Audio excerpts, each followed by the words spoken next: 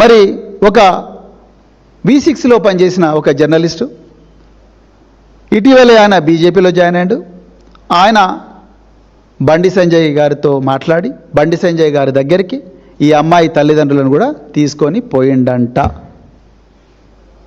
నిన్న రాత్రి 10 గంటలకు కూడా ఆ అమ్మాయి తల్లిదండ్రులు పోలీస్ స్టేషన్లో ఉండగానే ఈ అమ్మాయి తల్లి ఇద్దరు పోలీసులు ఉండగానే ఈ V6లో పనిచేసిన ఈ జర్నలిస్టు, ఇప్పుడు బీజేపీలో జాయిన్ అయిన ఈ సోకాల్డ్ జర్నలిస్టు, ఆయన బండి సంజయ్కి ఈ అమ్మాయికి, ఈ అమ్మాయి తల్లికి తండ్రికి మధ్యలో రాయబారం జరిపి దయచేసి కేసు డ్రాప్ చేసుకోండి, క్లోజ్ చేద్దాము అని చెప్పిండంట.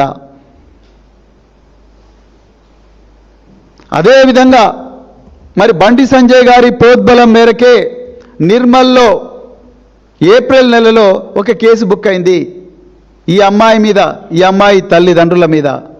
నేను మళ్ళీ చెప్తున్నా, వీళ్ళు ఎక్స్టార్షనిస్టులు వెళ్తే వీళ్ళు బెంచ్ కార్లల్లో లేకపోతే ఫార్చ్యూనర్లో తిరగరు. అది 50,000కి ఆశపడరు. 50,000 ఇచ్చినట్టుగా ఆధారాలు కూడా చూపించాలి. ఆయన జీపేనో, ఫోన్పేనో, గూగుల్ పేనో, లేకపోతే పేటీఎమ్మో, ఏదో ఒకటి బ్యాంకు నుంచి బ్యాంకు ట్రాన్సాక్షన్ ఏంటో, క్యాష్ అయితే ఎక్కడి నుంచి క్యాష్ డ్రా చేసిండు అవన్నీ చూపించాలి. ఎవరు బండి సాయి భగీరథ్ అవన్నీ ఇయ్యలే, బట్టగాల్సి మీద పడేసిండు అమ్మాయి మీద.